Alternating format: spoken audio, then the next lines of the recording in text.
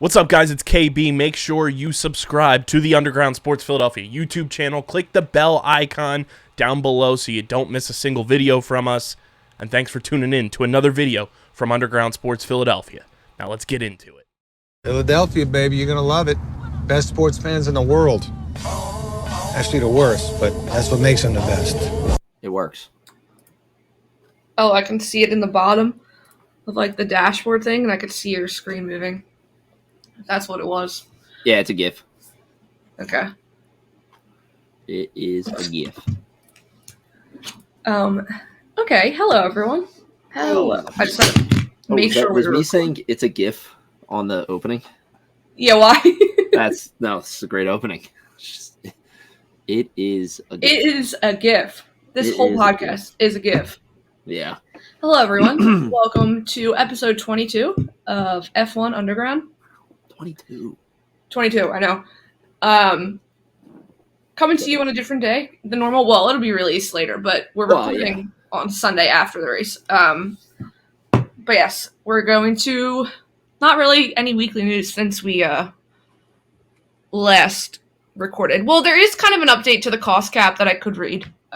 It came out after the race, so I could say that, and something in regards to Lewis Hamilton. So I can say those two things, and then we're going to recap Hungary, and then we are going to predict Spa, which is this weekend, and which we just discovered or remembered that it is a sprint weekend coming up. So yes, it is. There's just another opportunity. Did not know that. No, there's just two more opportunities for Max Verstappen to win. And more points. The battle for second place. But yeah, so we're going to start off, as always, with our meme of the week. Do you want me to go first or you to go first? You can go first. Okay. So I have a few, but as I was just telling you before we started, the one I have to do, it's because it's the reoccurring segment now. So it's Max Verstappen and his weekly podcast, as he likes to host. This week, obviously, it's Checo and Lando. It's his first time having reoccurring guests, I believe. Because Checo, it's been a while since Checo's been on the editing with the so good equipment. It gets me every time. Every single time. Because if you would have shown me this picture and been like, look, they put mics in the cooldown room after everybody was done, I'd be like, wow, that's really cool. Like, that's cool the 1 year Checo, for the people that are just listening, for the 1 year Checo, it looks like it's actually there. And the headphones look real on all of them. Like, literally all of them. And then the way Lando has his... Max, I actually don't think is sitting in front of a table, technically, this time. No? I'm trying to know... No, but the way Lando has his hands looks like he's actually getting ready to type on the computer. Yeah, and it's so funny to me. I'm telling you, all of these pictures, if you just showed it to me and just said, look, they put this in the race in the cooldown room afterwards, I would have been like, wow, that's so cool. Like, that's Lando such a great idea. Included this week in his post race Instagram post, but it's the fact they know about it, so they probably look forward to it also. But the person's getting quicker. Like, this is out literally by the time the podium's done. Like, it doesn't take that long. It's gotta be just like, first of all, the person, whoever's doing it is a whiz with Photoshop. Yeah. Fantastic with Photoshop and does a fantastic job with this. I did hear that it could be AI. So I don't know if someone's like sitting there and just like quickly doing it, or I mean, it depends. That depends on how quickly they're getting it out after the race. Like, if it's like 30 minutes after the race, then I could see it being a person. But if it's like 5 minutes once the race is done, that to me is wild. But it's so good every week. It's so good. But yeah, so this was obviously the cooldown room. I think everyone sat in the right chairs, but Checo apparently moved his over here, so that's the only thing. He didn't want to be next to them. I guess not, but because he knows how these two get together, Max and Lando. So fucking caught in the middle of that. No. Okay. So then I saw this. This is from James Coker. That's how you say his last name. He's the guy that's been doing the Marvel F1 videos, and if you ever seen videos of him, I think he has a podcast where he like looks like he's sitting in a kid's car bed. Like, I always wondered if that was him. Yes, that's him. So good. No, I'm saying, whenever you showed me the Marvel comparison videos, when I first saw him, I was like, is this a guy that sits in the kid's race car bed and does Yes. race predictions or anything? But I didn't want to, I wasn't 100% sure, but that's nice to confirm that. Yes, so that's him. So obviously the trophy did kind of look like an urn. Yeah. Now that this picture says it. So if you can't see it, it's a picture of Max holding up the trophy after he won. And it says, inside this urn are our hopes and dreams of a competitive race. And I mean, it's very... Yes, because we all... Assessment. I, woke up and I was like, oh my god, Lewis Hamilton's in the front. Maybe it'll be just as good as Lando and Silverstone. No. Lewis Hamilton, as we'll get into it, had the worst possible start. So, yeah. There's that. But yes, that's my one meme of the week. And then, I don't even know what's next. Oh, I posted this one. So, we all know Lando knocked over the trophy. Apparently, he did it last week in Silverstone, but it didn't really break. This one broke. So, I posted, I said, this trophy represents what it feels like to be a Ferrari fan this season. Broken. Because Done. It does. It feels like broken. So, those were my memes of the week. All right, sorry, hold on. I'll share yours in a second. My meme of the week. It's my turn now. Go ahead. All right, so obviously one of the best, maybe not one of the best, but the quickest. Can you zoom in? Yeah, I can zoom in on it. So obviously Checo had pit stop today. That was 1.9 seconds. He was stopped, which is just absolutely disgusting. Wild. In terms of when you think about all the components of just pulling in, car stopping, tires, everything that they're changing, and then getting back out there. And it's just insanely fast. And at this gif of just the holy fucking shit. Yeah, I can hear him saying that too. Is the perfect way to describe this. It's just it's one of those things too. It's you watch it and you're just in disbelief for a split second that just happened, and then you can form the words to get it out, and it's holy fucking shit. Yeah, if you blinked, you would have missed it. Yeah, and the best part too is if you scroll down, there's from Cars.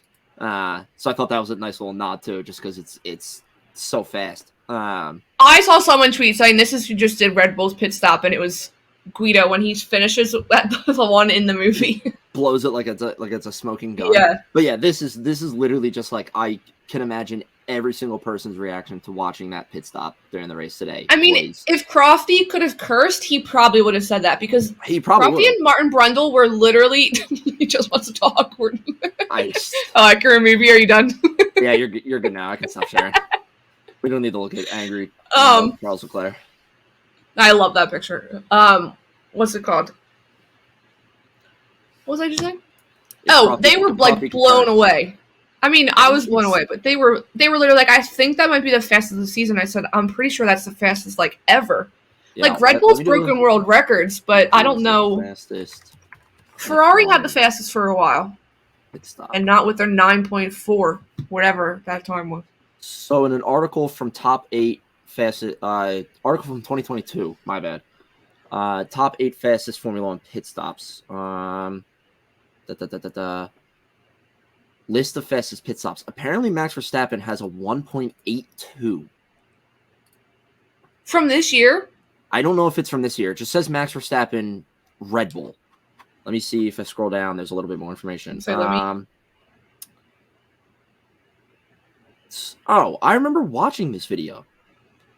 It says, here's the fastest pit change recorded so far. The Red Bull team aced up their own record once again. Team Red Bull driver Max Verstappen, pit stop time 1.82.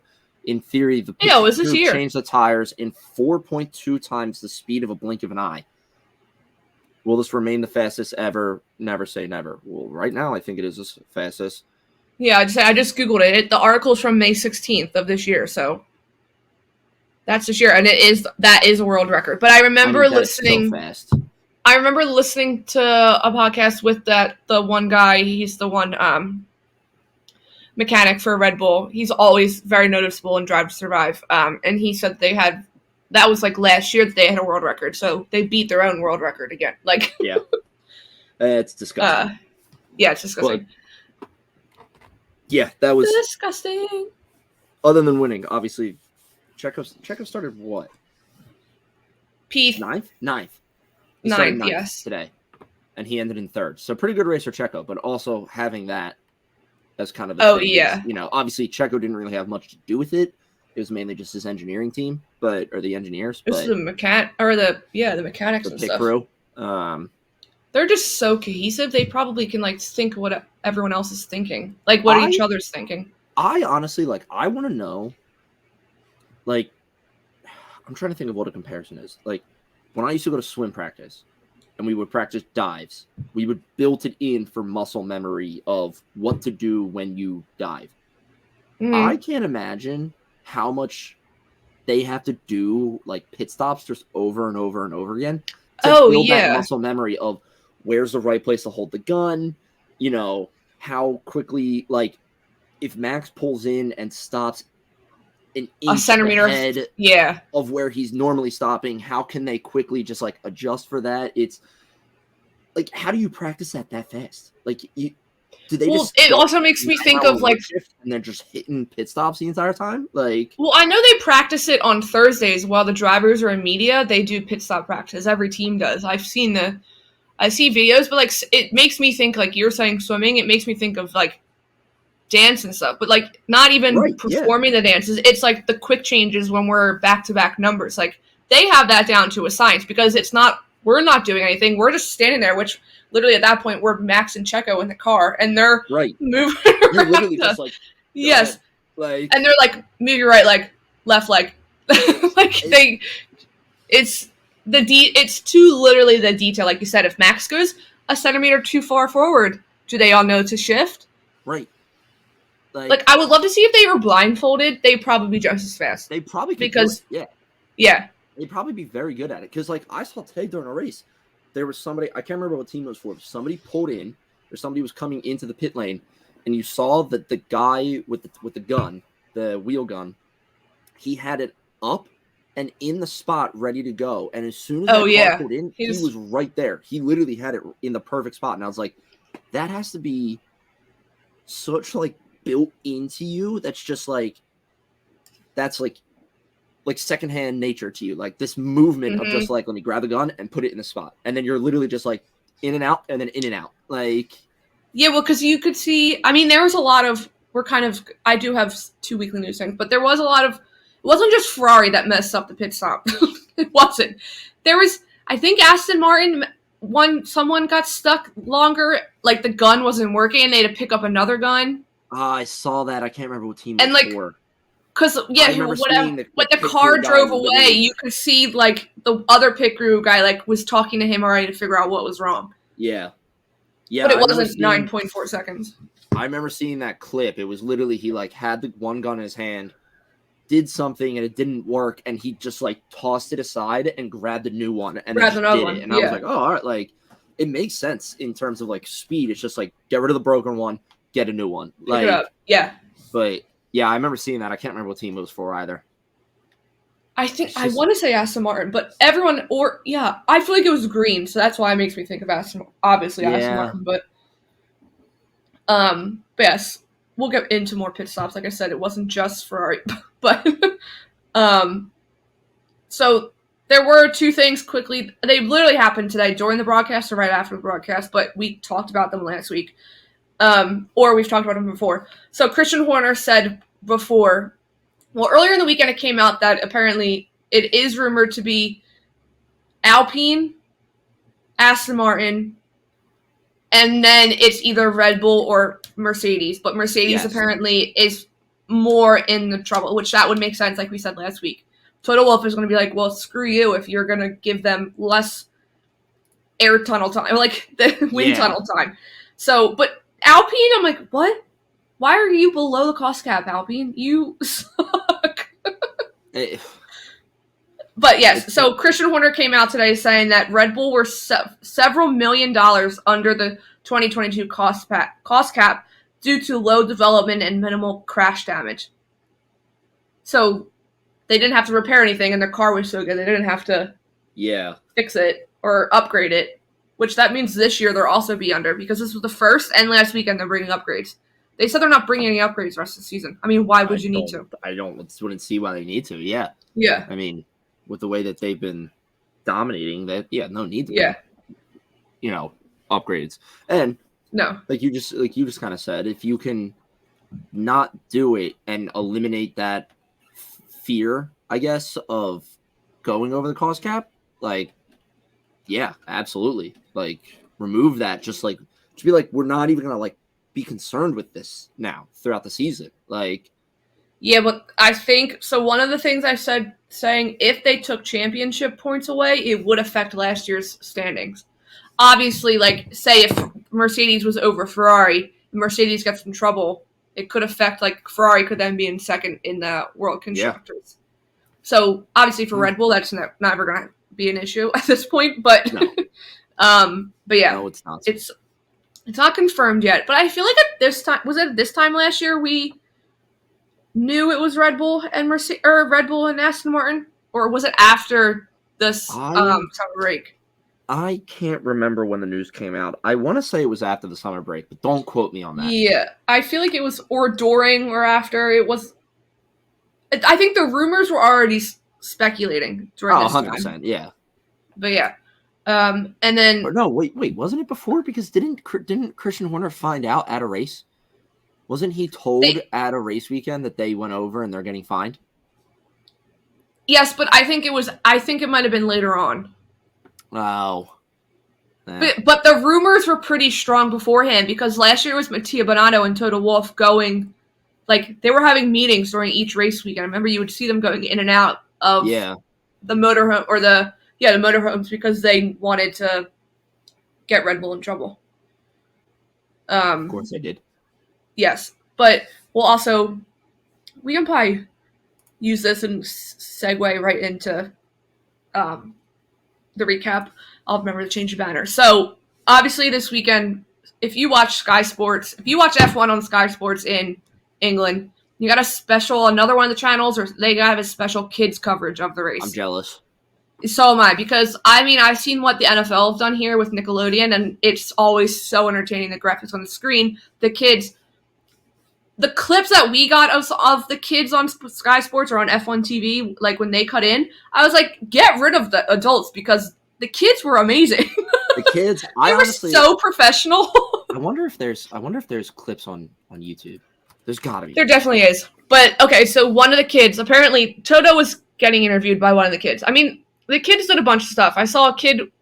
I need to go back and watch the full thing. One of the kids went into Charles Leclerc's driver's room, and Charles Leclerc was giving him a tour of his driver's room.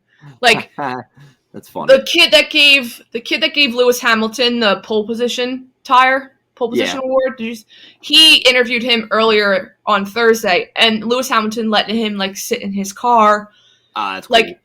Most of them were go-karters, I think. Most of them are in karting now, so they kind of understood, but they were also the kid was I mean, he's my idol. I mean, I understand. I'd also be freaking out.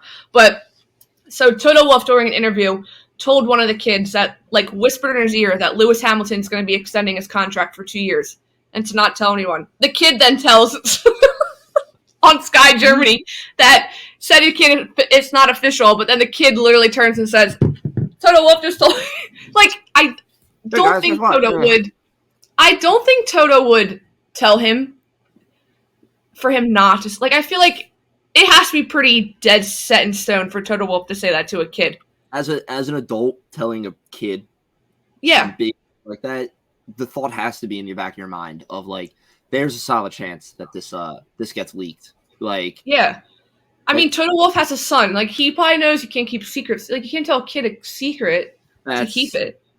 Yeah. But apparently, Lewis Hamilton's extending his contract with Mercedes for 2 years. So. Well, there you go. I don't know the answer for Lewis. I don't know what the kid's name was, but he got the exclusive and ran with it. Can we call that our first official signing of silly season? Can we call that yet or no?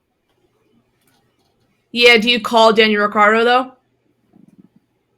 Isn't he technically first? So to me, no, because he was replaced. He was replaced. Right. If it came out and they were like, hey, why am I blanking on the name? AlphaTauri has signed Daniel Ricciardo to a 2-year contract. Yeah. Here you go.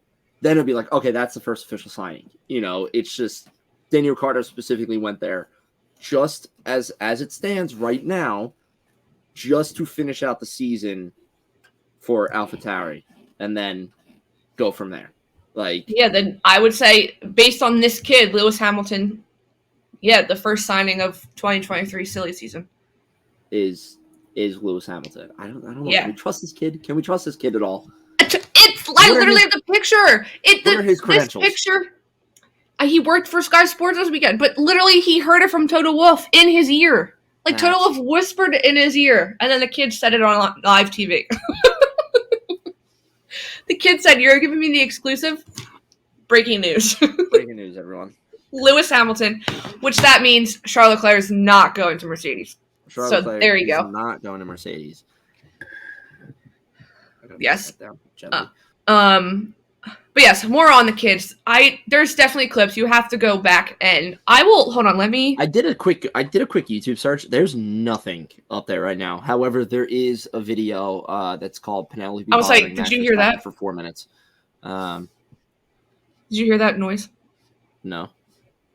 I'm airdropping pictures to myself because I'll share them on the screen of 2 that I have. Wow. Of graphics. Yeah, I typed in Hungarian GP kids broadcast.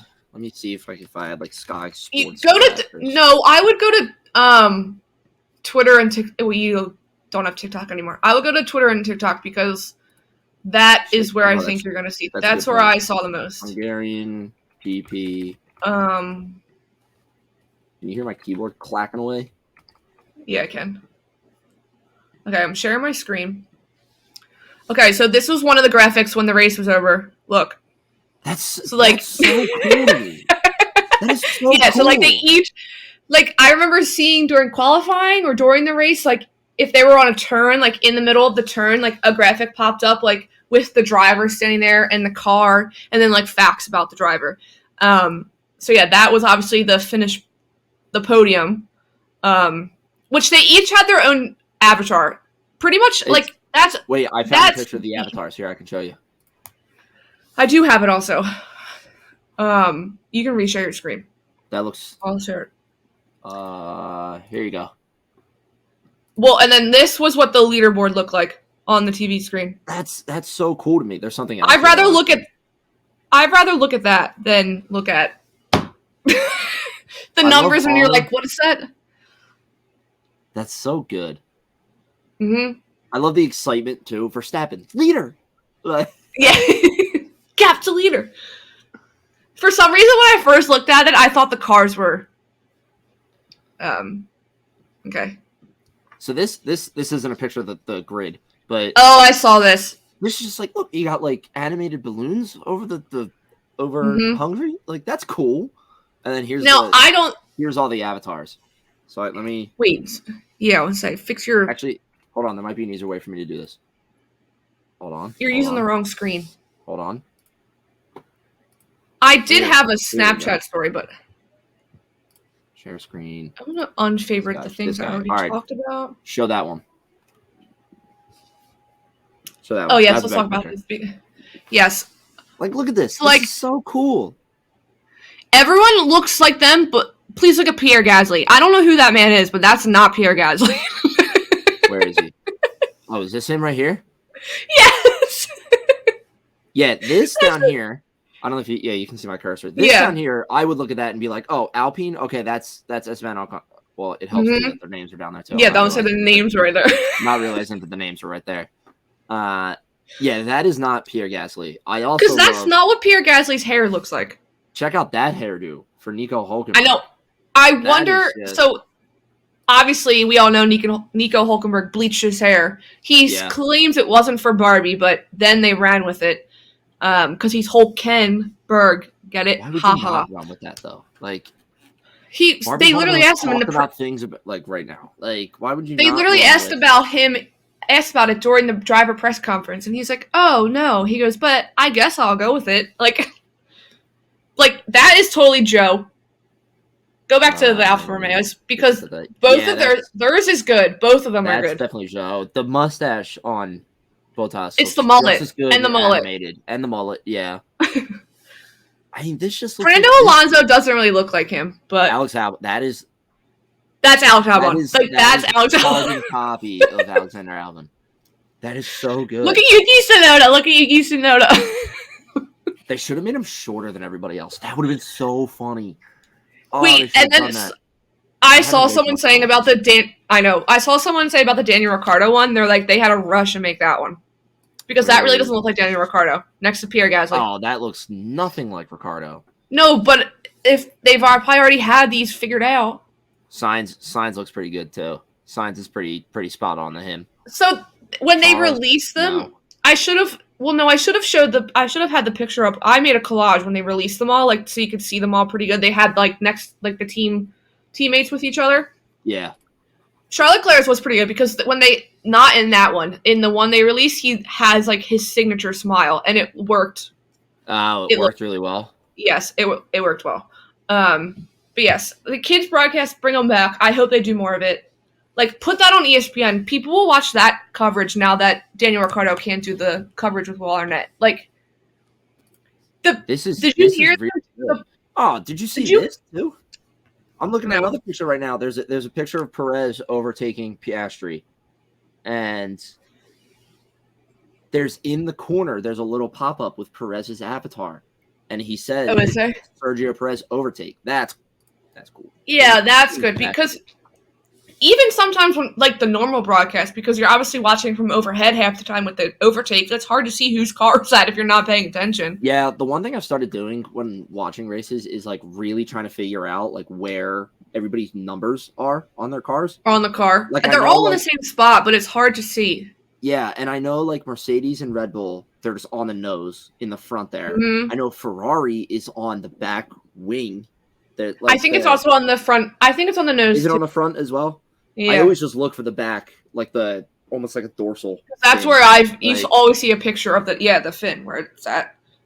Yeah, I mean this is bring back the kids. I hope I'm saying during practice the first day on Friday, they cut to them, and like the one kid I was like, he knew his stuff. Like he was just easy to listen to because they obviously were explaining it at like a kid, so it made sense. I don't know if that says anything about my educational level, but then they even like Ted Kravitz had a girl with him in the pit lane, and she was roasting Ted. Like she was She was so funny. She's like, didn't you used to wear flip flops? And she's like, do you always wear shorts? Like, she was just roasting him. I was like, she can stay. I think her name was Skylar, I believe. But yeah, then they did a lot. They interviewed them. I know two of them sat down with. I like that they go back and interview Russell, Norris, and Albon because they were the rookies when they all came in together. Right. And they do like a check-in year after year, but they'd had the kids sit with them and like they asked some questions. So you got like funny questions. I heard the one was like, if you could pick an animal to describe you, what's the animal? And Alex goes, a Jack Russell and George goes, yeah, I mean, that's pretty good. And Lando goes, no, Bambi. Have you ever seen the way he walks? And then they said if you could choose like your favorite ice cream flavor, what would it be? And as quick as today, Lando goes, well, George's vanilla. I was like, Lando, this is a kid show.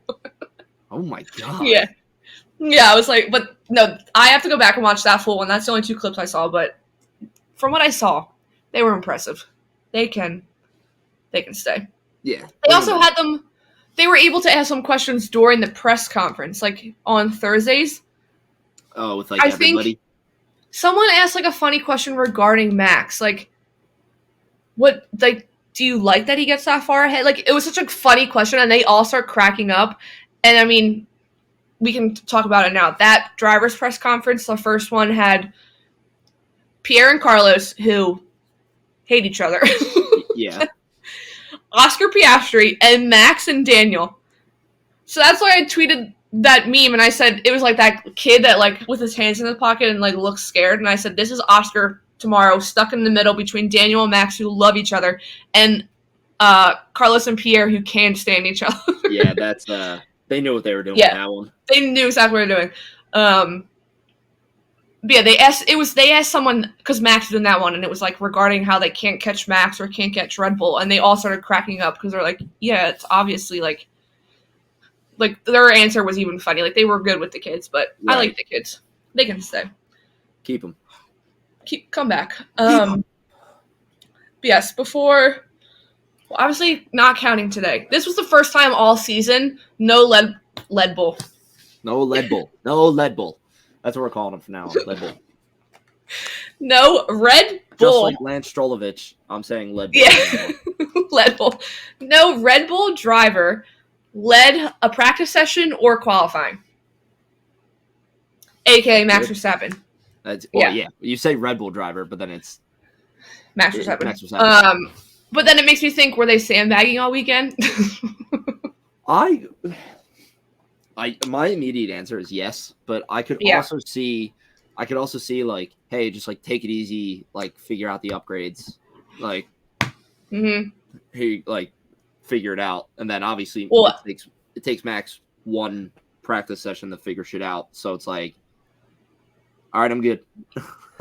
Yeah. Well, also you have Checo, who literally crashes 3 minutes into practice 1. Yeah, that was. So they were probably like, you need to chill. Yeah, that poor kid. Is that all it takes to get invited to the garages? You just see him crying on the TV screen? Yeah, the next time Charles Leclerc cries, Case, we just need to take a video of you. He's not crying. Next time he crashes, we need to take a video of you crying and then send it to Ferrari. I know, but I'm not a child, so probably won't work. I think it was just because he's a kid. But good on Red Bull for inviting him. Yeah, of course it was because he's a kid. Yeah, but what if the dad was crying? I wonder if the dad was a Verstappen fan, was he not? Yes, and then I think the kid was wearing a McLaren hat. A McLaren hat, I think the little kid was wearing, and a Perez shirt. And a Perez shirt, yeah. Yeah, that's cool. Like I said, that's good on Red Bull for doing that. I mean, like. Well, I heard they even were talking about it on the TV. They said that.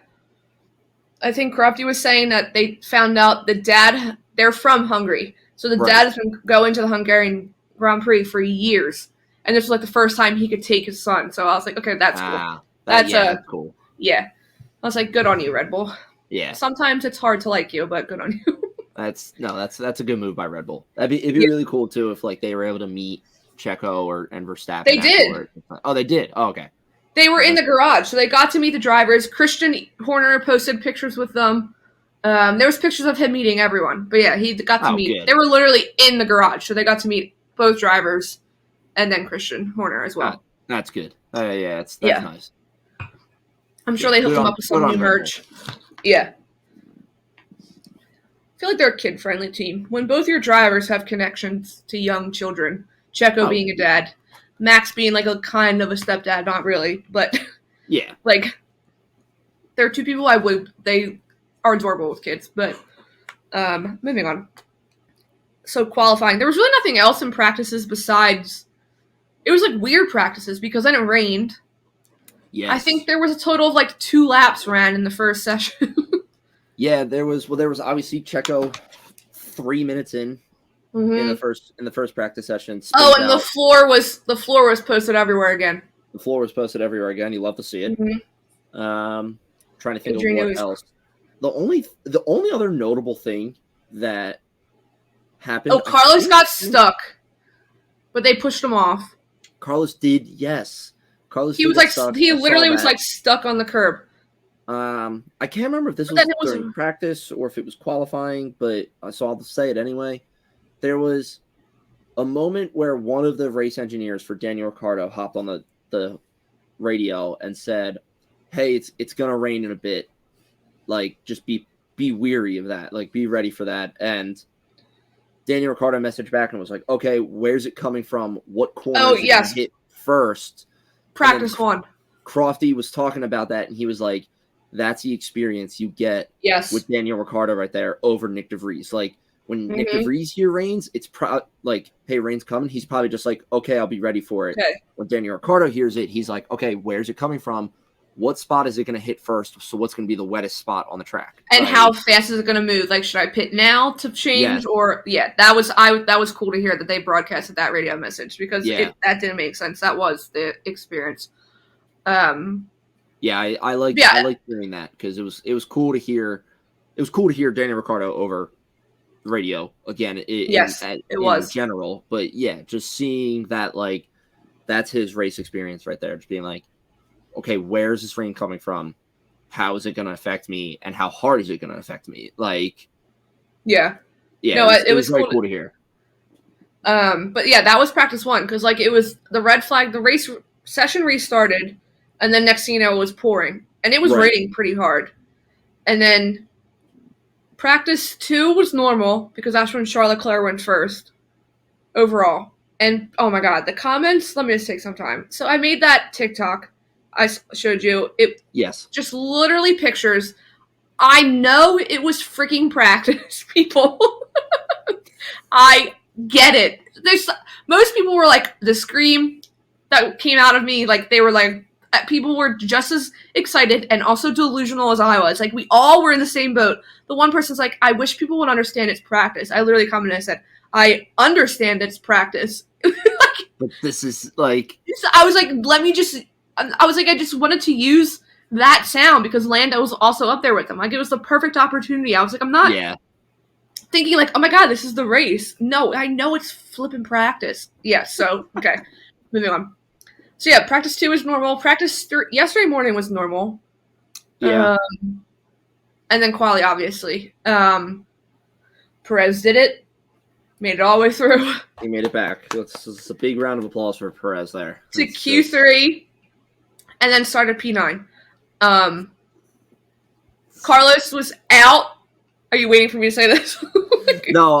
I saw a meme the other day that it's a scene from The Simpsons where Marge walks into, I'm assuming, what is the bedroom, and Homer's standing there in his underwear, and he looks all skinny and everything, and like pretty like healthy, and somebody put Perez makes it to Q3 over that.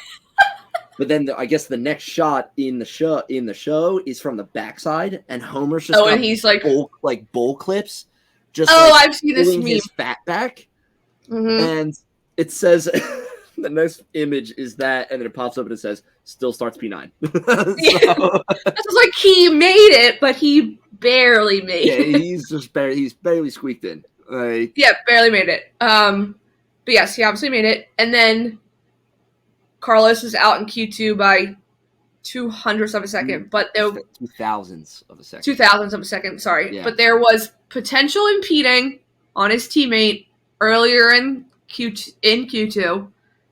That whole thing was a mess, bro. Oh my god. That was the biggest sneeze recoil I've ever seen in my life.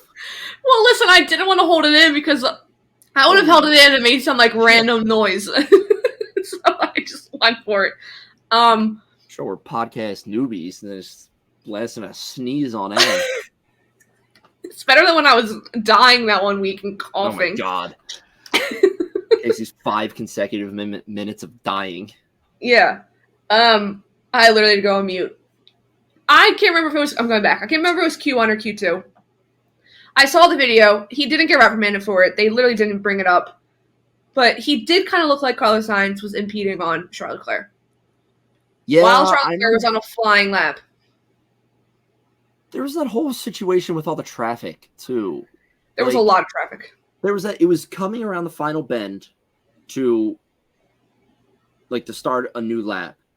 And I remember seeing it like affected George Russell the most. Was that that was Q1 because Russell was out Q1. Yeah, because Russell was out. They sent him out with way too much traffic. Yeah, and it was like I remember seeing that and I was like, "Whoa, that is a shit ton of people driving very, very slowly." Like, yeah, that was But I do remember seeing too the clip of Charles getting a little. I don't want to say impeded because you said it wasn't blatant like holy shit move Carlos like you're in the way.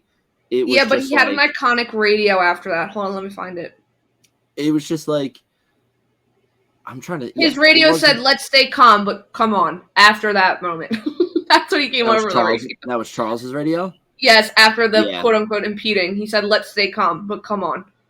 I mean you're never going to be happy with when you're doing a flying lap and all of a sudden there's a car in your way, and but then next thing you know, Carlos was out by 0.2 of a second by his own teammate.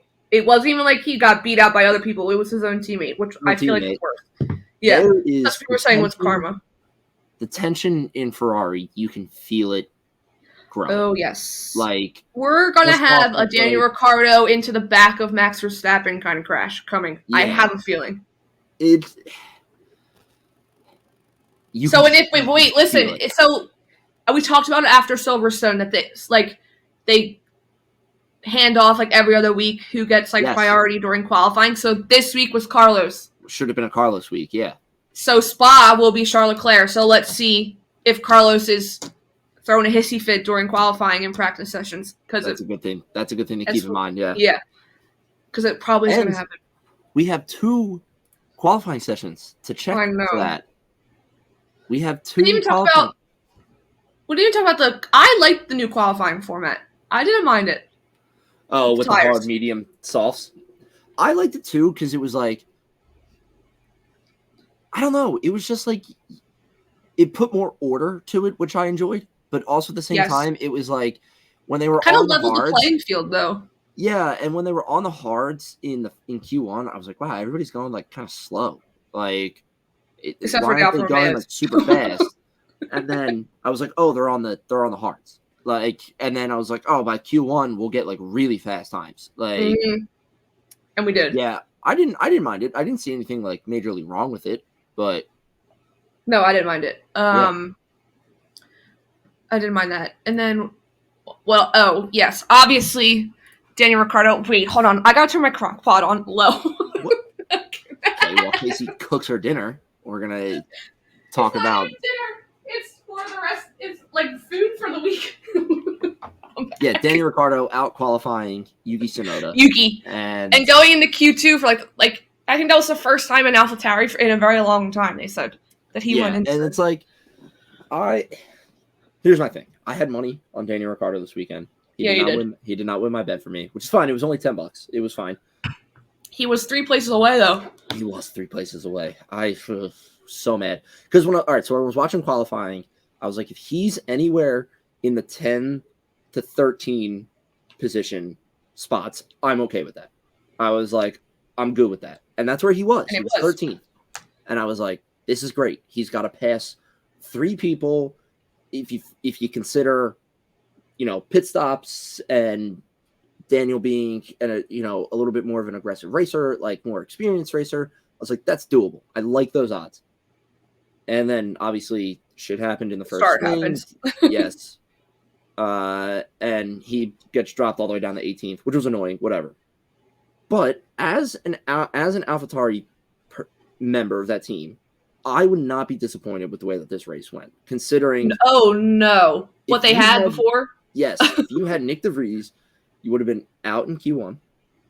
If he was involved in that crash in the first turn today, sorry, I had a brain fart there. He would have been 18th, and he never would have. And he would have been. He would have been involved somehow. Yeah, and he never would have recovered from 18th. So it's like seeing Daniel Ricciardo go from 18th, dropping all the way down to 18th, and then finishing 13th, right? Finished 13th? Yeah, but he went all the way up to 13th. Or he was I think he was 9th at one point, and then they pitted him, and he went back up to 13th. What was today? Hungary? Yes. Yeah, he finished 13th. That's the thing. The fact that he rebounded like that and he went back up there, you never would have gotten that with Nick DeVries. So, like... So, wait, I saw this. Someone tweeted this saying that, just to be clear, Daniel Ricciardo pushed the team to pit him after 9 laps on hard because he thought he'd do better in clear air and made the mediums last for 40 laps. AlphaTauri backed him up, and kudos to them for trusting him, but he pushed for it. Like, you can watch his onboard. He was like, no, I can do this. Let me pit. So that's why he pitted early. He wanted to. So then he made the mediums last for 40 laps. I mean, that's yeah, insane. Again, that's the experience. Right. That's exactly what I was just about to say. That goes back to that's his experience shining through right there. Of just like, guys, I know I can do this. I'm ready to, like, give me what I need. Yeah. And yeah, I completely agree with what you just read. Like, props for AlphaTauri being like, yep, we'll back you. We'll back your play. Like, absolutely. Yeah. Yeah. I don't know, since we're talking about I guess we'll just we can keep going into the race. We don't have to talk about quali specifically. It's making noise. What was I going to say? Yuki wasn't very noticeable, though. No, he kind of disappeared. I don't even remember seeing him because whenever you're watching qualifying and they're doing their fast lap, they put the timer on the bottom of the screen. I don't remember even seeing his name pop up on the screen when he was doing a flying lap. No, because he was out after Q1, so he wasn't right. there But even for long, then, I don't even Q1. I don't remember seeing his name at all. I saw pretty much everybody's names. I just don't remember seeing Tsunoda. So yeah, he wasn't very. Wait, going back to the kids and Yuki Tsunoda. So he was interviewed by Kid Reporter. Right. The Kid Reporter was taller than him. He's so short. I posted his actual height. Do we know? I mean, yeah, I can tell you in centimeters because I did that video one time, but I don't know. How tall is Yuki Tsunoda? He is. Take a guess. I want you to take a guess. Is he smaller than Angela? Shorter than Angela? Yes. Is he 5'2"? You are so close. What is he? He's 5'3". Oh my god, that's so short. 5'3". For comparison, Nick DeVries is 5'6". I would say they were the shortest drivers. Zhou Guanyu is 5'9". Pierre Gasly is 5'10". So Pierre Gasly is as tall as I am. Okay. For reference. Okay. And then Yuki Tsunoda is 5'3". That's when he stands. I saw the picture from last week in Silverstone or 2 weeks ago in Silverstone when he was in the press conference with Charles Leclerc, Alex Albon, and Esteban Ocon. And it's the three of them standing there, and Yuki's standing in front of them talking, and he looks like you can tell they're looking down and he's looking up. That's gotta be Charles Leclerc's not much taller, I think, than Pierre Gasly. But yeah, I remember when they did that video last year, they had to put the drivers in order from tallest to shortest or vice versa. They literally, every driver went, okay, well, he's down here, and put Yuki at the bottom. Charles Leclerc is 5'11". Okay, so he's an inch taller. Along with Max Verstappen. Lewis Hamilton's 5'9", and Sainz is 5'10". Lewis Hamilton's 5'9"? 5'9". I'm taller than Lewis Hamilton. How tall is... Okay, we're so off topic. How tall is Esteban Ocon and Alex Albon and George Russell? Oh! They have to be 6 foot. Esteban Ocon is 6'1". Who? Alex Albon, 6'1". George Russell's the tallest, I think. George Russell, also 6'1". They're all 6'1". All 6'1". Let's just let's just go down the list. And okay, they get to have the McLaren boys because they seem pretty short. F1 driver's height. Here we go. We're really getting off topic here. All right, ready? Yeah, we are. All right. It's okay. We have nothing else to talk about except for recap and prediction. So yeah, Alex Albon, 6'1". Carlos Sainz, 5'10". Charles Leclerc, 5'11". Esteban Ocon, 6'1". Fernando Alonso, 5'7". I'm the same height as Fernando Alonso. You're the same height as Fernando Alonso. Okay, well, wait. I knew that because when there's the crazy rumor that he was dating Taylor Swift, people were put their height difference because she's a tall person. He's a tall person. He came up to her shoulders. Very tall. She might be 5'11", yeah. Okay, good. George Russell, 6'1". Kevin Magnussen, 5'9". Lance Stroll, 5'11". Lando Norris, 5'7". Okay, I'm the same height as Lando Norris. Lance Stroll gives me vibes that he's shorter than that, but okay. Yeah, I agree. That he feels like a small man.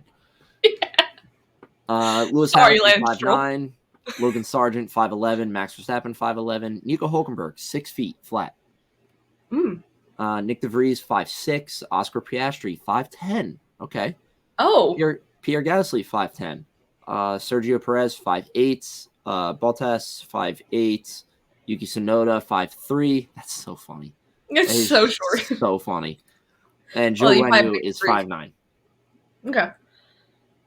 I knew Logan Sargent was pretty tall because when he stands next to Alex Albon, he doesn't look too short. So I knew he had to be close. Yeah. Do you think Tsunoda has like extenders on his pedals so his feet can reach them? He has to. That's that thing with Alex Albon that they said like he's too tall for his seat. Like they get it molded to them. So how? But yeah, he definitely has. I'm not talking about the seat though. I'm talking about the pedals. No, they have to come up farther. Like they have to come up a little bit farther for. Like yeah, and with how weight specific F1 is, can you imagine being the mathematician on trying to figure it out the difference? Like, how does the fact that Yuki Tsunoda is so short, how does that affect the weight displacement on the car? Because not only is his weight displacement weirder, are we moving the pedals up? Are we moving the seat up? Like, what do we do? Like, did you ever go back and watch that video of him and Max racing the monster trucks? I have watched that video. Did you see the video of him climbing in with his feet? Yes. No, but yes, him climbing in, but then his feet on the pedals. Oh yeah. It's like his toes are touching them.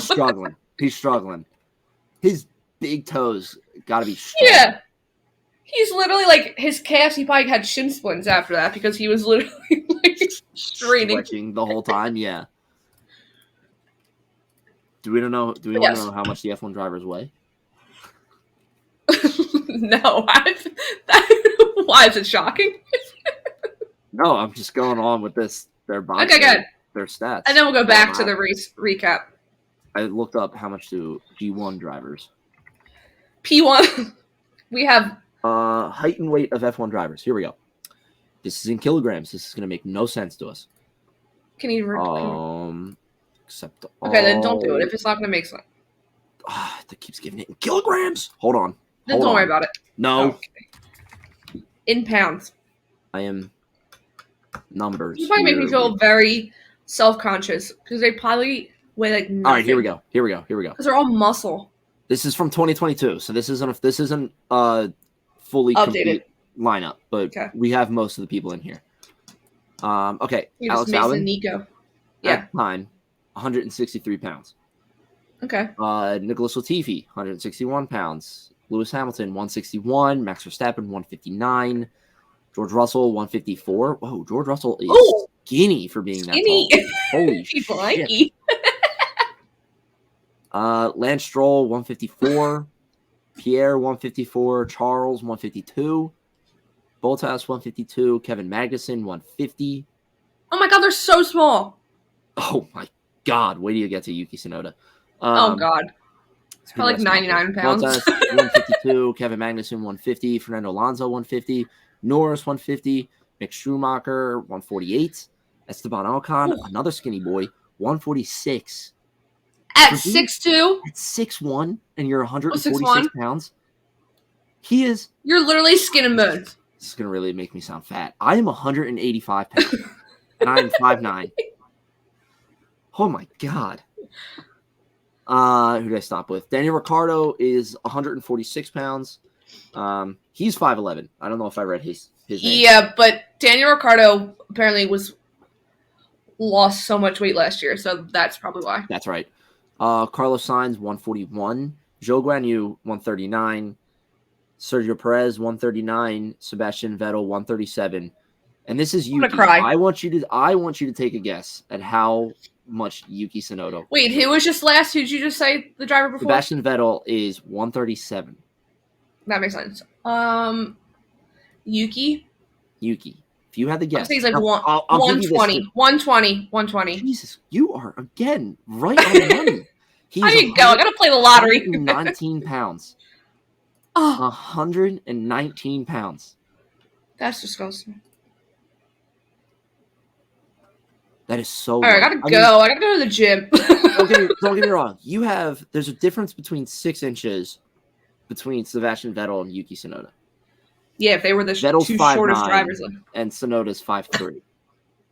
But still. That is.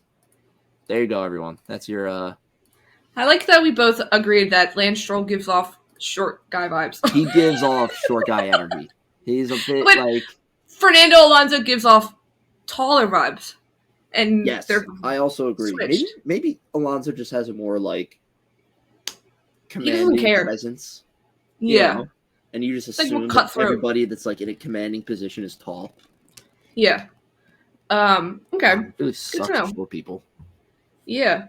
Okay, back to the race. There Thank you you go. for going off on that tangent. That's our deep I dive can't right wait- there. I can't wait to see if that's in the like show breakdown when we post That's exactly, yeah, Kyle's putting that in there. Absolutely. driver's height and weight. Okay. Yes. The So we'll race. start off with the most depressing part of the race. Alpine. So we can do Alpha into Alpine. So Joe, if you watch the onboard, Joe literally at the start goes into the back of Ricardo, Yeah. who goes into the back, but he didn't suffer damage, goes into the back of both Alpines. Yes. And they pit Gasly. He goes into the back of Esteban because Esteban got height. Yes, he went over. Yes. Yes, and Esteban's seat broke in half. Yes. Yeah. It's Literally broken in half. Yeah, so Esteban pitted first, and they looked like they were going to start trying to fix it. Right. And then you saw the guy in the back, like, no, this is over. Yeah, and then they had to bring in Gasly. He also had to pit, and they double DNF before the end of the first lap. That's why I said Rob McElhenney and Ryan Reynolds are going to pull out their deal. Yeah, they're out now. They're like, see ya, and Michael B. Jordan. But yeah, right before we started, there was Joe Guanyu put out a statement. Well, it's from Alfa Romeo, but he tweeted it. So apparently it says Joe Guanyu, starting in 5th position, suffered an issue with the brake system strategy, which caused a fail-safe on the engine side and severely compromised the start of his race, losing key positions on the opening lap and receiving a 5-second penalty for an unfortunate collision with Daniel Ricciardo before finishing 16th. Yeah. So he had an issue before the race even started. I mean, did you see his start? Did they show? It was awful. Did you see the onboard of his start? I mean, he doesn't move. The lights go out. He doesn't move for like a good he doesn't move. second and a half maybe. And him and I think it's Hamilton. I think it's Bottas. Yeah, I think it's Bottas. You can see him like go to the outside and go right around him. Like, yes, when you're watching from the other angle, you can see a car literally go around. Go around. Yeah. Yeah, it was bad. But I mean, that's obviously brake failure. That's not his fault. Like, no, it's not driver error. Joe Guanyu I feel like he's not a Romain Grosjean crashing into anyone, or like George Russell, who we call a terrorizer because he will take anybody out. Like, dive into that first corner. Yeah, that's not Joe Guanyu. So that was like, it was shocking. But then when you find that out now, but then when you hear Esteban Ocon's seat broke in half, that's insane. and he went to the medical tent because like his back was bothering him. I mean, yeah. You're like, is 5 seconds enough? But like, now you know it's not driver error, it was the car error. You're like, okay, yeah, I think 5 seconds is enough. If we were talking an hour ago, right? If we had gotten to this topic an hour ago and it was before, or I wouldn't even give it a time. If we were talking before the statement came out from Alfa Romeo, like, yeah, the narrative would be completely different. Of like, oh, Joe just went right into the back of him and, didn't really care or tried to stop and just broke too late, like all this stuff.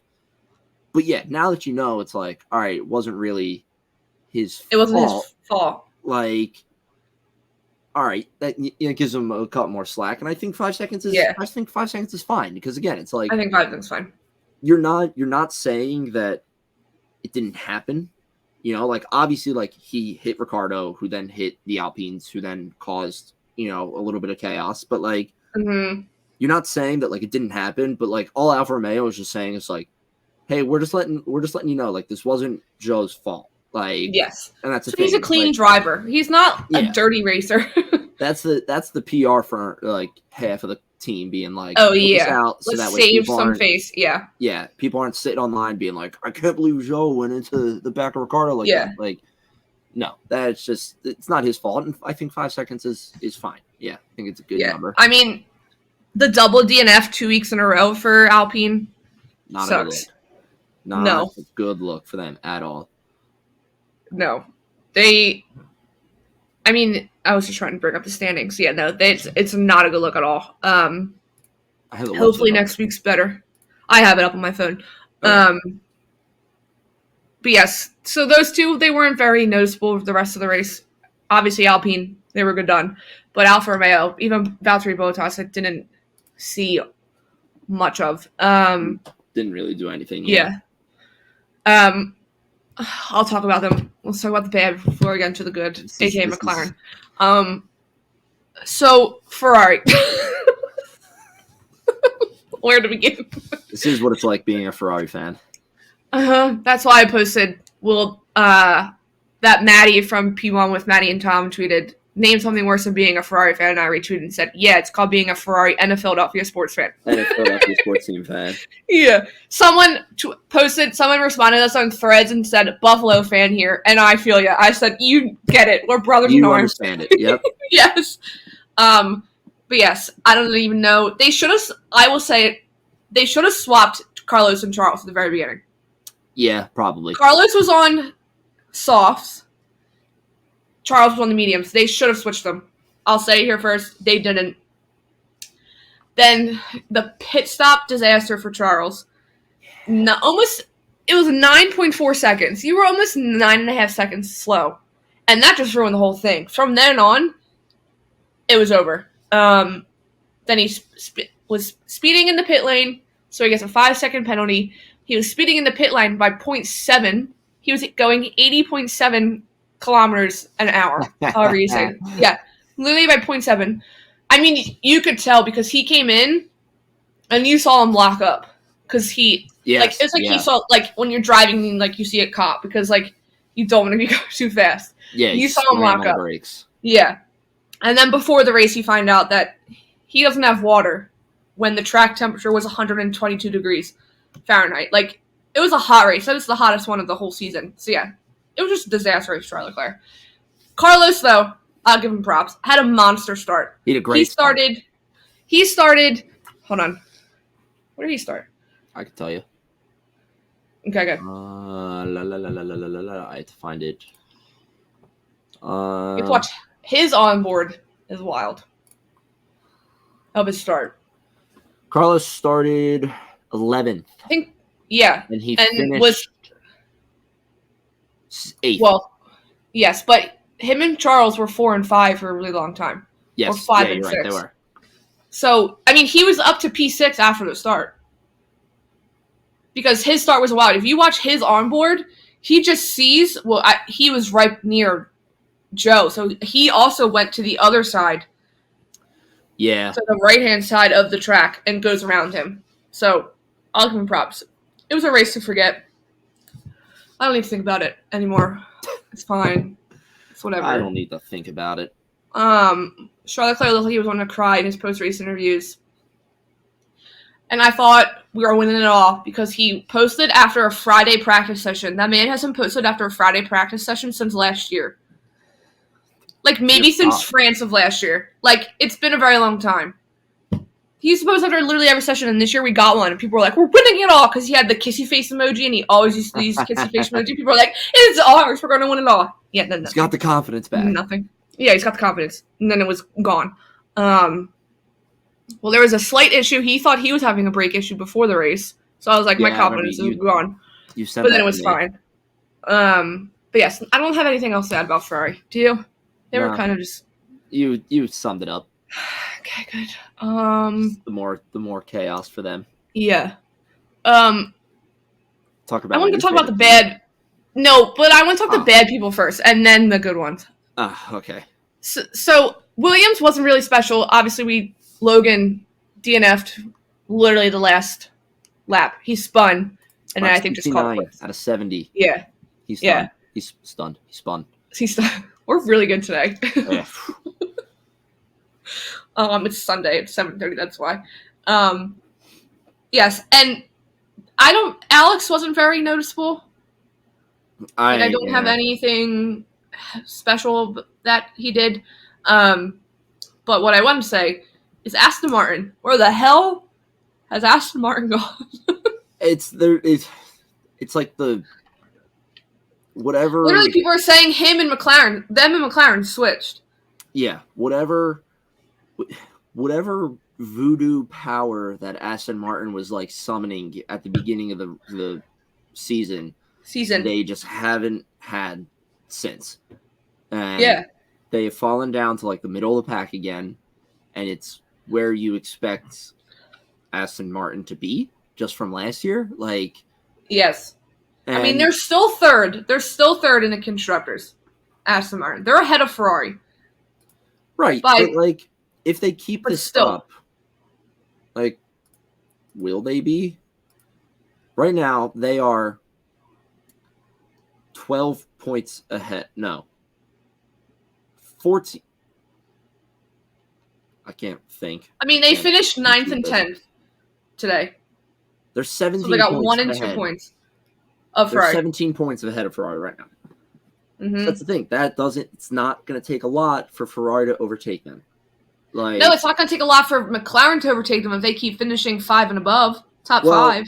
Yeah, they have a bigger gap with Aston Martin. They're 97. Yeah, they do. 97 points away from Aston Martin. So you got to think, if that's 2 great results for Aston Martin, or they're 2 great results for McLaren in the next couple races, then they'll overtake them. Yeah. But they have more to worry about with Ferrari right there rather than McLaren right now. McLaren is definitely post break are going to be like, oh shit, we need to, like, Aston Martin's got to get on this. Like, no, well, in the rate the Ferrari's going, if McLaren passes Ferrari, just I'm not watching the rest of the season. It's going to look very good for McLaren. Yeah. Okay, we can talk about your favorite team now. Go ahead. my new favorite team. Well, you've always liked McLaren. Let's go back. You've always been a fan of McLaren's since you were little. Yes. I've always liked McLaren cars. I think they look really cool. I think they're very nice. And we have like a McLaren dealer somehow very close by. Yeah, weird. Weird, but it's fantastic. Love it. Are they building a new one? Can they bring the drivers when they open it? That'd be cool. That'd be really cool. Yeah, no, the McLaren looked fantastic. I mean, you have fantastic. You have the kind of like two things. It was a great start by both Lando and Piastri, and you also have it was kind of hand in hand with Lewis's crappy start that allowed them to get up to second and third. But it was Oscar had the better start. Oscar did have a great start. Fantastic. They messed him up with that pit stop. Like, they prioritized Lando, and then he came out ahead. But yes. Oscar had a brilliant start and was keeping Max to like 2 seconds, 3 seconds for a very long time. They were just the fact that it's the both of them. Mm-hmm. It's not just one. Yeah, the fact that it was both of them today up in podium position for a little bit. Again. And the fact that Lando finished on podium for 2 races in a row is fantastic. And I love this is why I texted you after the race and I said, I think Lando's starting to become my favorite driver right now. The excitement that he has when the past 2 races when he's finished in second, the excitement that he's had over his post-race interview is my favorite. You can just feel it like radiate off of him. Like he's like, it's like, this is a horrible example just because of how dominant he is. But like when Max finishes a race, he's like, yeah, good, like, great race, everyone. Like we did really well. That's a big team win. Like all this stuff, which is fine. Like if you're winning as much as Max is, like completely understandable reaction. But it's like not fun for a viewer to hear. Yeah. And then you go over to Lando. Hearing the emotion. Second, and he is just like screaming at the top of his lungs so much that it's like popping the mic in his helmet. And like last week in Silverstone, he was in tears. You could hear him getting choked up. Like and it's just like that's just so much fun to watch and everything. And obviously, like he's a younger guy. He's post-race interviews, any other interviews, any media that he does, you can tell he's just having fun. He's fun. And it's just like he's really fun to watch right now, and I really, really like that. And seeing him and Piastri as well. I like Oscar. I like go up and do this well. I'm really starting to enjoy it. And like the funny part about this too is I just think about like the beginning of the season and us just roasting them and just being like oh, this team sucks, like blah blah, they're so bad and everything. And it's like I'm being hypocritical now because I'm like they're my favorite team, but like, well, it was like when they announced their car, they're like, "We're gonna have upgrades already." We're like, "You're gonna have upgrades already?" Yeah, it did not have a hot launch, but if they're finding their footing now and everything, it scares me and it excites me at the same time because it's like so it's the McLaren of old. They're like when Lewis Hamilton was first on the team, or like it's like they're fun to watch. The only thing I worry about is obviously going into the summer break. Obviously, it's what, a month long? That's 3 weeks. Like, yeah, like not like super long, but like enough to maybe fall out of the groove that they're in. But I also think I could see it maybe going the other way, especially with Lando. Like, I'm just starting to do good. Like, I just want to get back. He knows what it feels like. Yeah, like let me just get back in the car and do that. And hopefully with Piastri too, and he's been climbing the leaderboard. Like he gets. I need Oscar Piastri on that podium so bad. He deserves it after the last few weeks. It would be really cool to see him on the podium rookie season. Mm-hmm. That'd be really cool to see. And would definitely cement him as like the top rookie of this class. Like, he already is. But someone tweeted today that he is the best rookie since Hamilton, but people are like, are you forgetting about Max Verstappen and Charles Leclerc? Like, in their rookie seasons, they were pretty good, but Oscar Piastri, he is. He's a championship in the making, like a champion in the making. Oscar Piastri. Absolutely, I could 100% see him being world champion one year. Someone retweeted his tweet from August 2nd last year, where he said, "I understand without my agreement." Alpine had put out a press release saying that he stayed after they both DNF. Someone retweeted and said, "Bet he's glad he did this."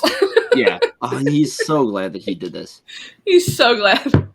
But yeah, I'm really McLaren is starting to become that team that I enjoy watching. It also helps too that like I like their special edition liveries better, but I also really just like the look of their car. Like, so do I. It looks cool. And that might be us. Like, we're used to orange and black athletic apparel and teams. But no, I do. Because they suck also. No, I do. They're fun to root for and cheer for because it's like someone who hasn't been in the mix for a very long time. Yeah. Like, I guess some would say their win in Monza in 2019 was a fluke, but was it really a fluke? Or when Daniel and Lando were both on the podium? But like, it's fun to see them back.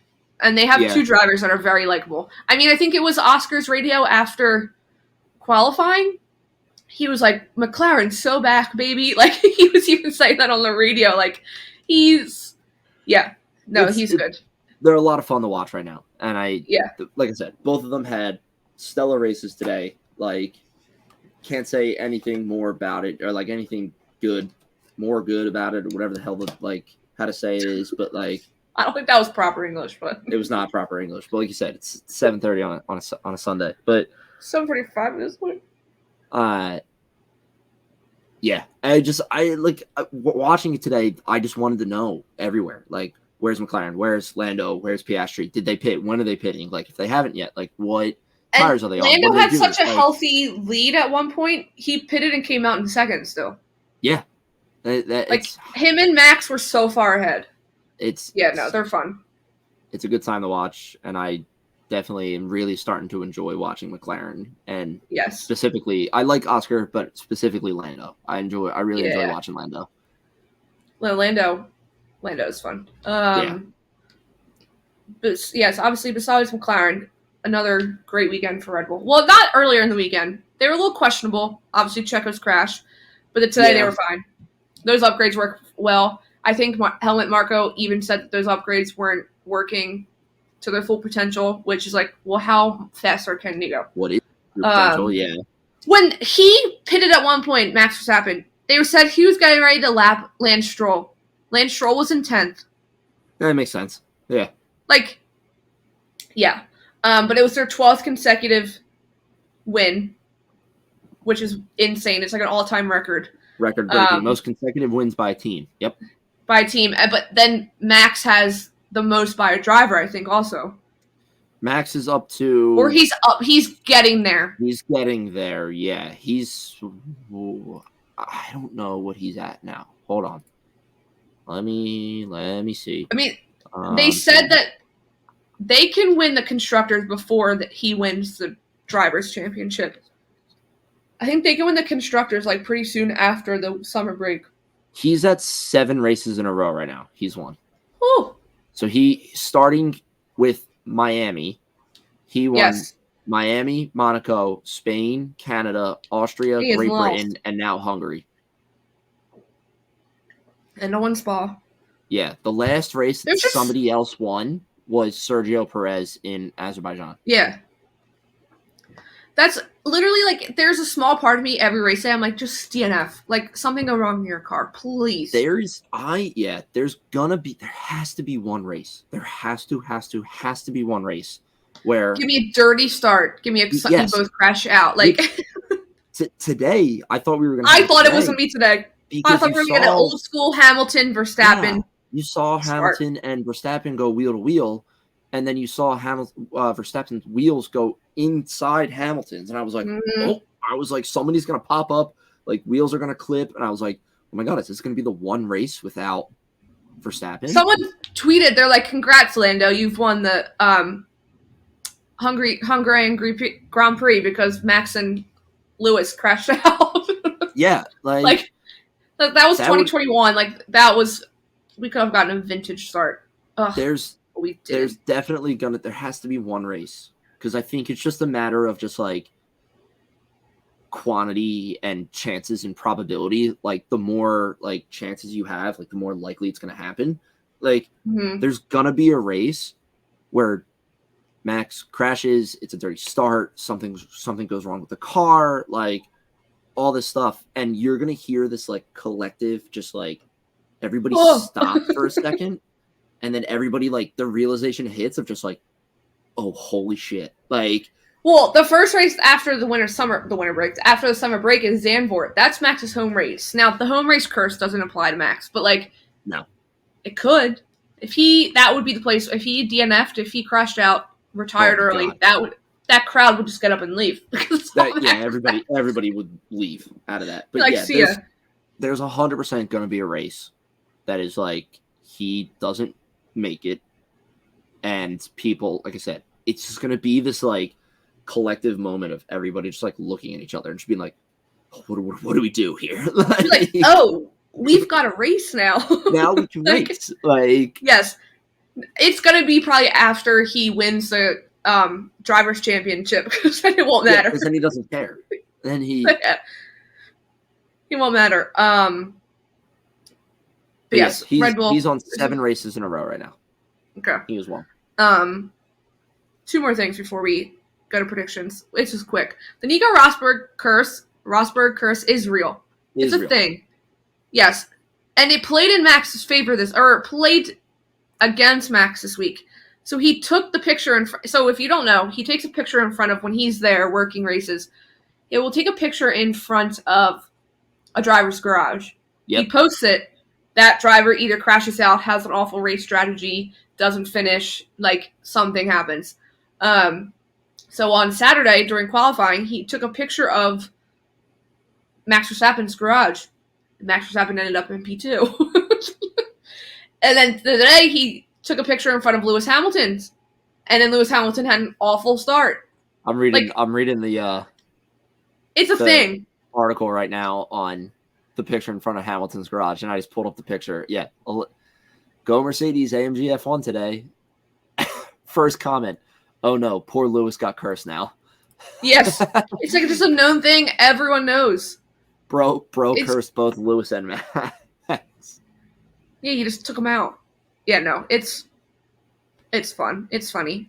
It's just like when you know it's happening, you're like he took a picture in front of Charles Leclerc's garage one day. I was like, oh my god, it's over. Yeah, it's over. I might follow. Your screen just froze.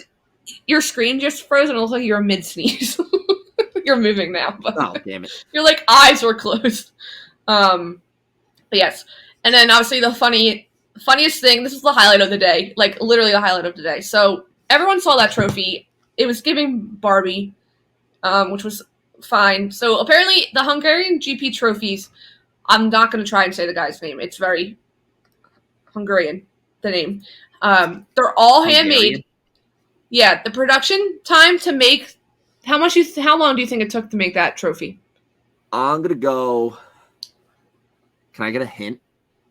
Like, is it a matter of minutes, hours, or days? Days. Okay. I'm gonna go. You're not gonna be close. I'm gonna make it a month. That's what I'm gonna go with. A month. Oh, it takes approximately 6 months to make, and costs over 40,000 euros to make. Oh, I gotta find out the conversion on that. Let's see. 40. It didn't last 2 minutes in the same place as Lando Norris. 40,000 euros, dollars. It's pretty equal. It's $44,000, $44,506 Yes. 20 cents. Handmade, hand painted. Apparently, years ago when Sebastian Vettel won one of the trophies, he complained that it wasn't I guess if that region's known for porcelain, he complained that it wasn't a porcelain trophy. They scrambled and made him one, and now every year since, it's a porcelain trophy. Porcelain trophy. So yes, it didn't last. So funny. It didn't last 2 minutes in the span of Lando Norris, which makes me say he is a elephant in a china shop because he did his signature. He did his signature champagne pop, bottle smash. Yeah. And if you see the video, he does his bottle smash. The trophy goes up. He literally said, "I don't know. Max left it too close to the edge. I'll just have Zach send the bill because he has a budget. He keeps hiring people." That's what he said. That is true. Just like, I don't give a fuck. I play second, like, energy. Like, also, can you blame the man? He does what he does every single race when every time. Like, yes, he is known for. I have a bottle of champagne.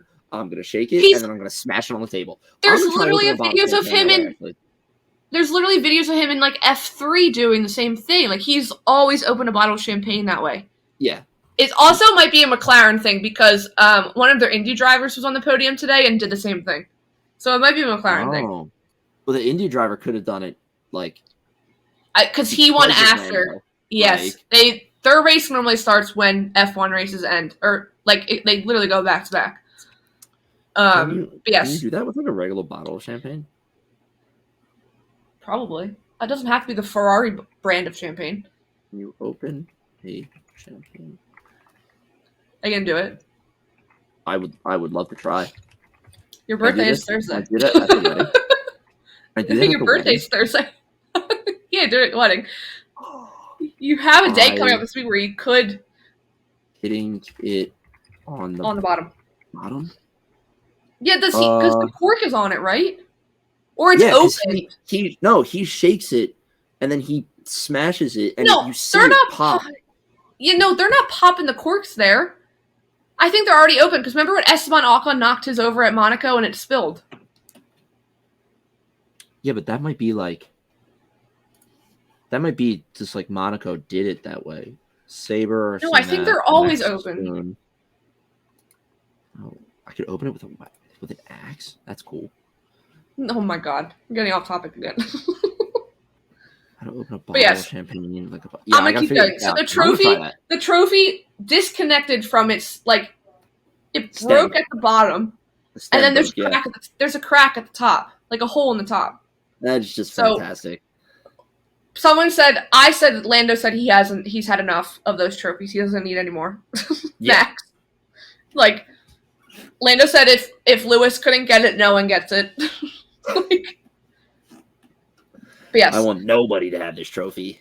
No one gets it. But yes. That was pretty much. Anything else you want to add about the race? No. No, I'm just still very searching for how do I do this. If we figure it out, we'll take a video and post it. How to open a bottle of champagne by hitting it on the bottom. Table. Let's look up that on a table. There's a 3-minute video from October 18th, 2013. The coolest way to open a champagne. I'm watching that after we're done. It's probably Lando Norris telling you how to do it. No, it looks like an old guy with some glasses. Okay. Moving on to Spa. I obviously don't have all my facts together. I did not have time after the race to make my... So I'm just going to go quick. So obviously it's this weekend, the 28th, 29th, 30th. July 28th is practice from 7:30 a.m. to 8:30 a.m.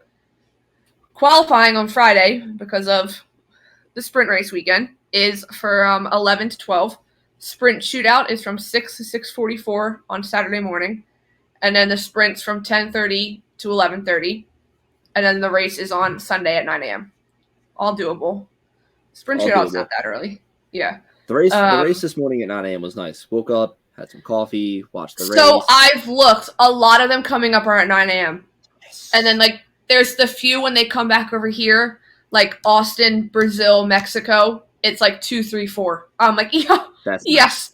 That's nice. But then, like, you have, I think it's Japan or Singapore and Vegas. They're 1 a.m. Yeah, we definitely have a couple late ones or early Which ones. Vegas, Vegas is 1 a.m. Saturday into Sunday morning. Like, it's Sunday 1 a.m. because they're racing Saturday night. So yeah, that's doable. Yes. So the facts about the circuit: there's 19 turns. Sorry, 19 turns. 2 DRS zones. The first one is it's right away between turns 1 and 2, or it's kind of a straight, and then DRS is between 17 and 18. DRS 2. Obviously, we know about the hill. There's a very steep hill at Spa. That's where everything bad happens, unfortunately. The first Grand Prix was in 1950. Numbers of laps is 44. It's a short one. That's very short. That is really short, yeah. Hold on, I don't know how long the lap is. 44 laps? 7.004 kilometers. Yeah, hold on. I don't know. So that's 4 point. It's like 4 1/3 miles. 4.35 miles. Okay. Circuit. So it's longer. But the lap record was set by Valtteri Bottas in 2018, and it was 1:46. But yes. So obviously, who won last year? It went Max, Perez, Sainz. 1, 2, 3. Yeah. Oh yes, Alonso finished 5th. I remember it was like a shocking thing because he was in the Alpine, finished 5th last year. Oh yes, yeah. Yeah, Ocon finished 7th too. Yeah, good weekend for them. Let's see what this weekend goes. Yes. So Spa, we all know Spa. Kind of more for the bad stuff that's happened at Spa than good things. I don't know if it's going to rain yet because I tweeted about it being a sprint weekend and someone posted on Threads and someone responded while we were recording saying it's supposed to rain because there's always a chance to rain every weekend this past season. Where is Spa? It's Belgium. Belgium. Let's Belgium. Find out. Belgium. It's getting dark in here. There's a couple Belgiums in the United States, so I'm not getting Belgium, Germany. No. That's fine. No. I can probably look it up. By Spa. It's Spa, Belgium. If you looked up Spa, Belgium, you're going to find it. Saturday they're calling for rain. Friday they're calling for rain. They're calling for rain all week. And Sunday they're calling for partly cloudy. So Saturday says 82%, Sunday 73%, Sunday 54%. So Let's see it. There might be a wet quali again. Or not again, but wet quali. So predictions, because we have a few. So I guess we'll do sprint first. Yeah, do sprint quali and sprint race first. I don't think anyone's bringing upgrades. Not that I've seen. Probably not, because it was too short of a week in between. I'm going with fun here. Yeah, go chaos. Qualifying for sprint, I'm going to do Verstappen, Lando, Hamilton. Ooh. And then for the race, for the sprint, I'll do Verstappen, Lando, Piastri. Okay, we're kind of similar. So that's what I'm going with. Quali, based on pace alone, I'm gonna go Lando, Verstappen. Oh, okay. And because I have to, Leclerc, because his qualifying pace is always way too quick. True. The race, I'm gonna keep it. I'm gonna say Lando, but you never know because I feel like if it's 44 laps, how many laps is the sprint? Wait, are you doing the sprint or are you doing? Yeah, hold on. The race how predictions. Many laps for Spa sprint? I would say 20, or not, maybe 18. 14. 14. Holy. So moly. okay, so I'm saying Qualifying is very important. Lando, Max, Leclerc. I'm gonna say for both because 14 laps is not a. I mean, he can Max's car just takes off, but that's not a lot of time. That's a medium tire the entire way. That's what that is. So that's a no stop. Yeah. Yes. So that's my sprint. Lando's pole and winning it. Okay. Okay. Go ahead. Race. Quali. Race quali. I'm gonna go Lando. Lando, Verstappen, Leclerc. Okay. Race day.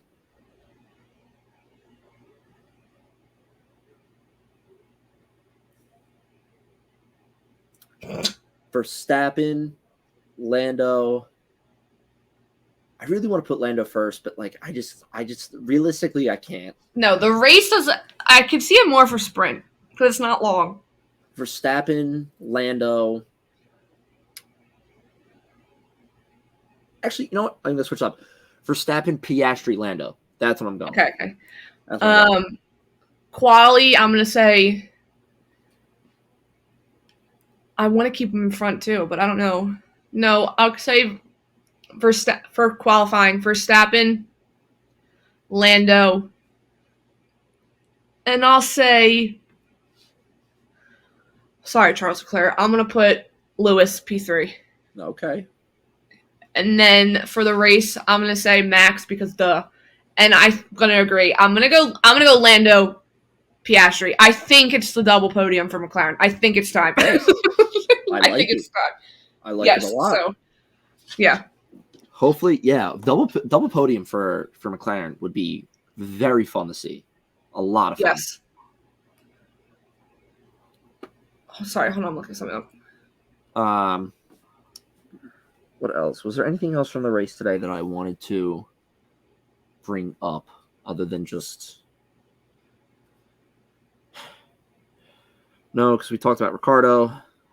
We talked about Lando being my new favorite driver. Yeah, no, I think we're good. I think I'm good. Oh, yes, okay, no, so I was looking it up because Lando, when McLaren posted, like, their post-race video, like, thank you for the support, like, all that, Lando was like, Spa, my home race. I was like, your home race? It's like, you just had your home race in Silverstone. So I wanted to make sure. I looked it up.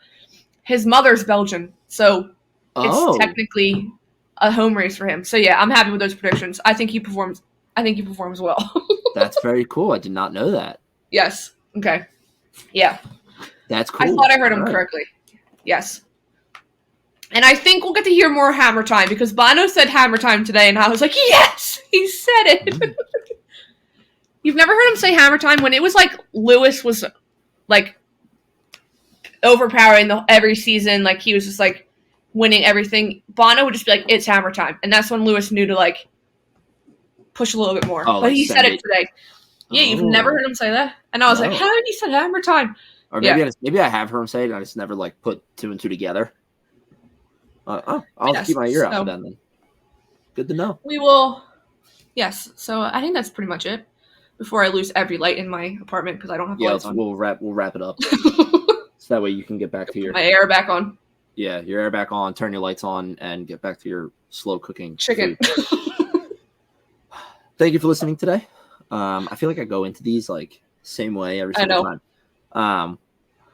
Thank you for listening today to the F1 Underground podcast. If you enjoyed this episode and our other episodes, please give us a follow at Underground F1 on Instagram and Threads. We're currently at 215 followers on Threads, which is fucking fantastic. That's so cool to hear that there's 215 people interested in what we're saying. And we are also on Twitter. That _underground_. F1. That also might be becoming X, might be the X, new yeah. title of Twitter platform. So go follow us on Twitter and go follow us on /X. X. If you have any questions or you want us to talk about anything, please shoot us an email over at undergroundf1pod@gmail.com. Casey and I are both monitoring that email every day. So we're keeping a lookout and everything. Also, please leave a review for the show wherever you listen to your podcasts. It really helps the show grow. We love hearing back from you guys and what you think of the show, anything we can improve on, anything that we do too much, we do too little. Just let us know, please. Also, please go give a follow to our main YouTube channel, which is Underground Sports Philadelphia. That is the network that we're hosting on here. Big shout out to Kyle and the guys again for, giving us this platform to talk about F1 and stuff Casey and I love. And please go follow their channel, subscribe to that channel, go like all their videos. You get full video episodes of this show and a whole bunch of others on there, including. I'm sure it's going to be a busy week because Eagles training camp starts and the Open finished today. So I'm sure there's going to be a big week. I think honestly, like I am a little biased when I say this, but the Underground Sports Philadelphia podcast is the best Philadelphia sports podcast that I listen to. Oh yeah. They're so passionate about everything and they go so deep into statistics. They keep it like easy to digest for listeners. It's really cool. Highly recommend go listening to that if you care about anything Philly sports related. So please, like I said, go hit that subscribe button for them. We're trying to get to 600 as soon as we can. And yeah, we will see you post Spa. Before spring break, not spring break, summer break. Before a 3-week hiatus, yes. Yeah. Charlotte Claire can't wait for that summer break to go. I'm sure. He needs a vacation. Yes, he does. All right, we will see you next week. See you later.